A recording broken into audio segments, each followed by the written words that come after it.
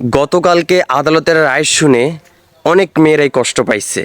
অনেক মেয়েরই মন মতো ওই রায়টা হয় না।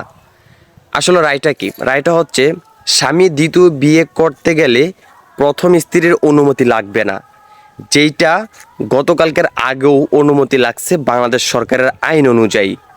কিন্তু আমার ইসলামও এখন যে আইনটা করছে বাংলাদেশ আইন, ওইটা আমার ইসলামও সমর্থন করে, আগেও করতো, যে স্বামী দ্বিতীয় বিয়ে করতে গেলে প্রথম স্ত্রীর কোনো অনুমতি লাগবে না। তবে ইসলাম এইটাও বলে আপনি শুধু বিয়ে করলেই হবে না, প্রথম বিয়ে করছেন, দ্বিতীয় বিয়ে করছেন, তৃতীয় বিয়ে করছেন, যদি সমানভাবে তাদেরকে চালাইতে পারেন, তাদের খরচা দিয়ে সমানভাবে যারা যতটুকু প্রাপ্য তিনজনকে যদি সমানভাবে দিতে পারেন, তাহলে আপনি বিয়ে করতে পারবেন। চারটা করেন সমস্যা নাই, আর দুইটা করেন, তবে সমানভাবে চালাইতে হবে। যদি সমানভাবে চালাইতে না পারেন, তাহলে ইসলামের বাদ আপনি বিয়ে করতে পারবেন না।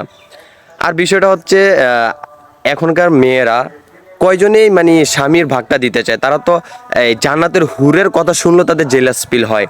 সেখানে আইন কইরা দিছে যে দ্বিতীয় বিয়ে করতে পারবে, তবে প্রথম বউয়ের অনুমতি লাগবে না। তবে কিছু করার নাই, আমাদের ইসলামের আইন যেটা সেটাই মানতে হবে। আগে মেয়েরা মামলা দিতে পারতো, বাট এখন ওই মামলাটা আর থানারা নিবে না।